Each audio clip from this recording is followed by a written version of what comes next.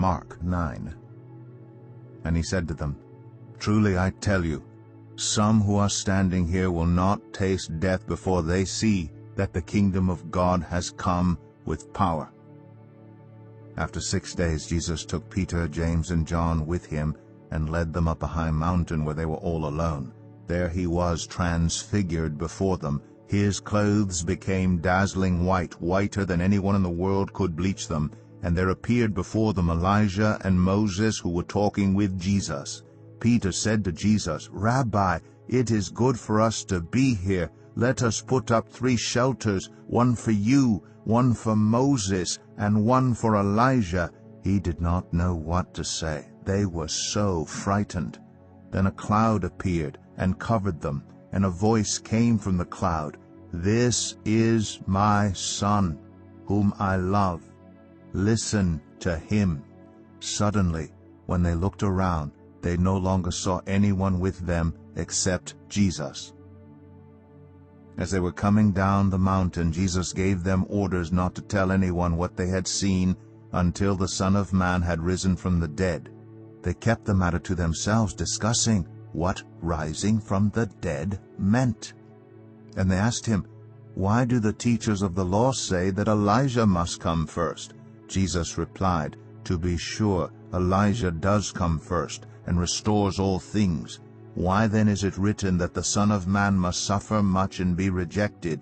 But I tell you, Elijah has come, and they have done to him everything they wished, just as it is written about him." When they came to the other disciples, they saw a large crowd around them, and the teachers of the law arguing with them. As soon as all the people saw Jesus, they were overwhelmed with wonder and ran to greet him. "What are you arguing with them about?" he asked. A man in the crowd answered, "Teacher, I brought you my son, who is possessed by a spirit that has robbed him of speech. Whenever it seizes him, it throws him to the ground. He foams at the mouth, gnashes his teeth, and becomes rigid. I asked your disciples to drive out the spirit, but they could not." "You unbelieving generation," Jesus replied, "how long shall I stay with you? How long shall I put up with you? Bring the boy to me." So they brought him. When the spirit saw Jesus, it immediately threw the boy into a convulsion. He fell to the ground and rolled around, foaming at the mouth. Jesus asked the boy's father, "How long has he been like this?" "From childhood," he answered. "It has often thrown him into fire or water to kill him. But if you can do anything, take pity on us and help us." "If you can," said Jesus, "everything is possible for one who believes."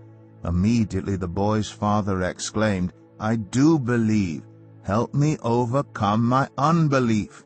When Jesus saw that a crowd was running to the scene, he rebuked the impure spirit. "You deaf and mute spirit," he said, "I command you, come out of him and never enter him again."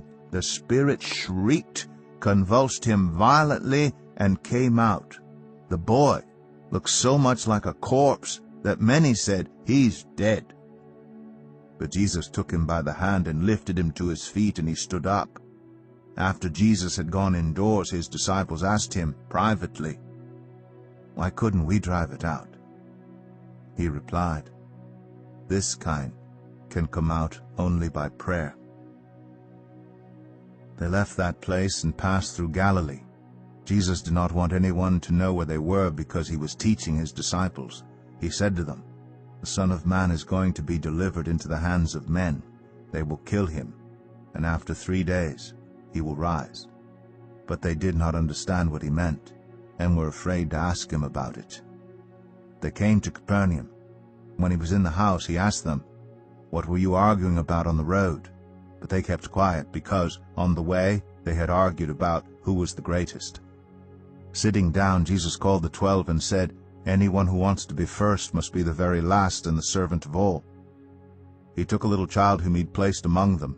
Taking the child in his arms, he said to them, "Whoever welcomes one of these little children in my name welcomes me.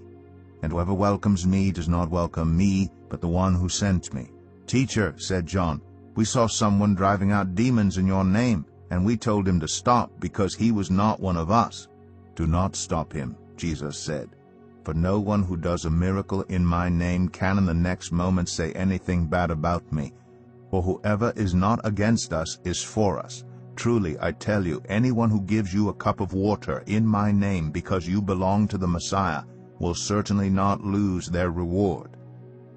If anyone causes one of these little ones, those who believe in me, to stumble, it would be better for them if a large millstone were hung around their neck and they were thrown into the sea. If your hand causes you to stumble, cut it off. It is better for you to enter life maimed than with 2 hands to go into hell, where the fire never goes out. And if your foot causes you to stumble, cut it off. It is better for you to enter life crippled than to have 2 feet and be thrown into hell.